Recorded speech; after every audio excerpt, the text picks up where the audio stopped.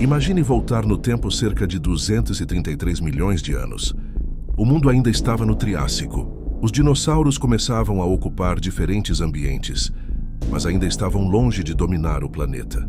E em uma região que hoje conhecemos como Rio Grande do Sul, um pequeno predador caminhava entre a vegetação. Seu nome era Buriolestes schultzi. Pequeno em tamanho, mas gigantesco em importância para a história dos dinossauros. E aqui está uma das coisas mais interessantes sobre esse animal.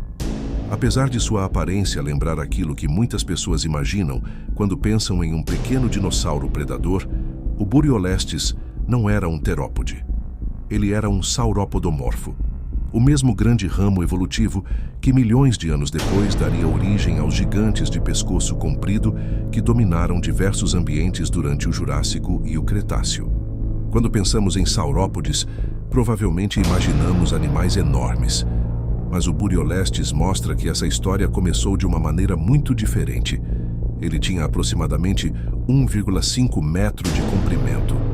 Era um animal relativamente pequeno e de constituição graciosa, muito distante dos gigantes que surgiriam posteriormente. E agora vem uma das maiores surpresas. Se você olhar para a história posterior dos sauropodomorfos, encontrará animais predominantemente herbívoros. Mas o Buriolestes schultzi era diferente. Seus dentes apresentam características compatíveis com uma alimentação faunívora, ou seja, baseada em outros animais. Isso indica que ele provavelmente capturava pequenas presas, incluindo pequenos vertebrados e invertebrados de corpo relativamente macio. Seus dentes são uma pequena janela para um passado muito distante. Eles mostram que os primeiros sauropodomorfos não eram simplesmente versões pequenas dos enormes herbívoros que conhecemos. A história evolutiva desse grupo era muito mais complexa. E o Buriolestes também nos ajuda a entender como eram os sistemas nervosos dos primeiros sauropodomorfos.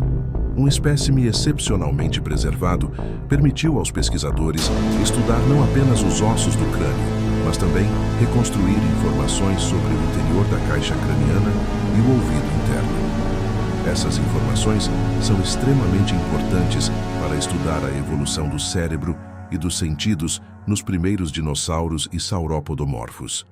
Hoje, olhando para essa reconstrução, podemos enxergar muito mais do que um pequeno dinossauro. Podemos enxergar uma parte da história da vida. Um animal que viveu há aproximadamente 233 milhões de anos.